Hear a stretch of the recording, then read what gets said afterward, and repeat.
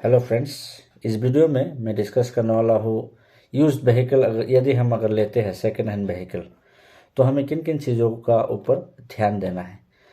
Documentation का ऊपर किस किस डॉक्यूमेंट का ऊपर हमें ध्यान देना है।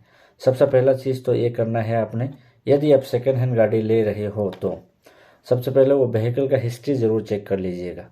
जो मीटर में है, सपोज मीटर में 1,20,000 चला हुआ है और आपका जाके आप जब सर्विस सेंटर से पता करते हो तो पता चलता है कि गाड़ी ज़्यादा चला हुआ है, क्योंकि मीटर बैक काफ़ी सारा गाड़ी रहता है। दूसरा चीज़ है, आप सबको ये ध्यान देना है कि वो जो व्हीकल का जो ओनर है, सपोज मैं ओनर हूँ, मैं गाड़ी सेल कर रहा हूँ विथ समवन एल्स, तो अगर आप सेकेंड हैंड डीलर से नहीं ले रहे हो तो डायरेक्ट ओनर से ही आप गाड़ी लीजिए, और डायरेक्ट ओनर से गाड़ी लेने में ज़्यादा बेटर है। और गाड़ी का पेपर वगैरह सारा ओके है कि नहीं है। In case of commercial vehicle अगर आप लेते हो तो आपको ये सारा चीज़ें, डॉक्यूमेंटेशन बहुत इंपॉर्टेंट रोल प्ले करता है। Whether you are buying commercial और private vehicle, it doesn't matter.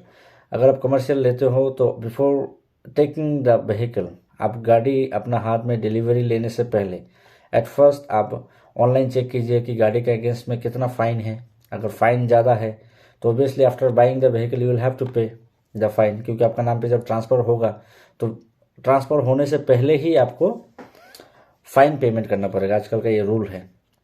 और गाड़ी का सारा पेपर ओके है कि नहीं है, गाड़ी का एनओसी, ये मोस्ट इम्पॉर्टेंट थिंग्स हैं। अगर गाड़ी कोई बैंक के अंडर में लोन में था तो एनओसी का, जो भी बैंक में लोन था उधर आप पता कीजिए कि एनओसी लेने में मेरे को खर्चा कितना आएगा। मान लीजिए आपने गाड़ी 2 लाख रुपए में लिया, पता चला during the time of NOC आपको उधर और 1-2 लाख रुपए देना पड़े, तो ये चीज़ें ज़रूर ध्यान में दीजिएगा। और जब भी हम सेकेंड हैंड गाड़ी लेते हैं तो लीगली आप सब लोग एग्रीमेंट ज़रूर लीजिएगा, जो कोर्ट का एग्रीमेंट है, और मनी रिसिप्ट। कोर्ट का agreement, money receipt most important things है। और डायरेक्ट ओनर से ही गाड़ी लेने का कोशिश कीजिएगा यदि आप सेकेंड हैंड डीलर से नहीं ले रहे हो तो।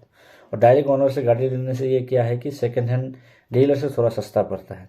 अगर मान लीजिए कोई डीलर से आप गाड़ी लेंगे, वो ओबियसली 50-60 हज़ार रुपये में खरीदेगा आपको, तो वो महंगा में ही देगा, थोड़ा बहुत काम करेगा। ओबियसली गाड़ी सेकेंड हैंड लेना ही ज़्यादा बेटर है नए से, क्योंकि आजकल व्हीकल का दाम बहुत हाई हो गया, क्योंकि government of India is living heavy taxes on vehicle. So और कोशिश यही कीजिएगा कि गाड़ी जो भी लेते हैं कैश पे लीजिए, कभी लोन पे गाड़ी मत लीजिएगा। यदि आप इनकम के लिए ले रहे हो, कमर्शियल यूज़ के लिए ले रहे हो, then it's okay, you can go ahead. लेकिन खुद का पर्सनल यूज़ के लिए, डोमेस्टिक यूज़ के लिए आप कभी भी गाड़ी लोन पे मत लीजिए। मेरा तो सलाह यही है, क्योंकि आप एक तो गाड़ी लोन पे लेंगे, आजकल तो 8.5 to 10% तक इंटरेस्ट है, 4-5 साल तक आपको भरना है। उसी पैसा से आप कुछ ऐसा काम कीजिए जिससे आपको कुछ इनकम हो। रूम रेंटल वगैरह हो गया। There are many ways to earn money as like a sleeping income. किसी से आप बिजनेस पार्टनर बनिए, पार्टनरशिप के बिजनेस पार्टनर बनिए, या कुछ स्लीपिंग इनकम। जैसा कि मान लीजिए मैं एक्टिव हूँ, active income is different, sleeping income is different. So अगर ये सब का ऊपर भी वीडियो चाहिए तो आप सबको आगे ज़रूर बोलेंगे। और अगर यदि हम सेकेंड हैंड गाड़ी लेते हैं तो दोनों कीस ज़रूर लीजिएगा। इनकेस एक की अगर गुम हो गया तो उस की का एफआईआर कॉपी ज़रूर कराइए, क्योंकि during the time of insurance claim दोनों की गाड़ी का होना ज़रूरी है। ये बहुत लोगों को पता नहीं है।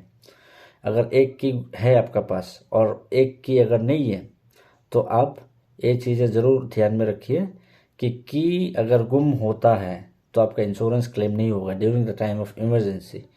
अगर की नहीं है तो उसका अगेंस्ट में आप एफआईआर, एक नॉर्मल एक कंप्लेंट एफआईआर होगा, अपना लोकल पुलिस स्टेशन में करा लीजिएगा।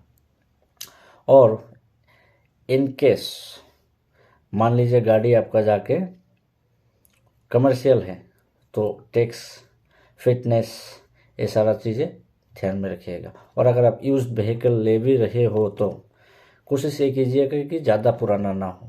आजकल जैसे कि पेट्रोल व्हीकल 15 ईयर्स देता है इन दिल्ली एनसीआर, तो after 15 years you won't be able to drive petrol vehicle. और डीजल तो 10 ईयर्स हो गया। आजकल तो डीजल तो गवर्नमेंट बैन ही कर रहा है, बट कोशिश ये कीजिएगा कि इन बिटवीन 5 to 8, 5 साल से 8 साल का अंदर अंदर वाला गाड़ी लीजिए अगर आपका बजट थोड़ा कम है। लेकिन आप 15 कोई कोई स्टेट में तो ऐसा भी है कि after 15 years also you will be able to renew it, जो भी रजिस्ट्रेशन होता है, रजिस्ट्रेशन सर्टिफिकेट, RC। लेकिन कोशिश ये कीजिएगा कि ज़्यादा पुराना गाड़ी नहीं लीजिए, क्योंकि ज़्यादा पुराना गाड़ी फिर काम मांगता है, चाहे वो जितना भी अच्छा मेंटेनेंस क्यों क्यों ना किया हुआ हो, पुराना गाड़ी तो काम मांगेगा ही मांगेगा। सो उम्मीद है मेरे द्वारा बताया गया चीज़ें आप सबको कुछ ना कुछ लाभ मिलेगा। अगर फ़ायदा मिले तो ज़रूर बोलिएगा, और वीडियो कैसा लगा अपना राय ज़रूर दीजिएगा कमेंट में। शुक्रिया।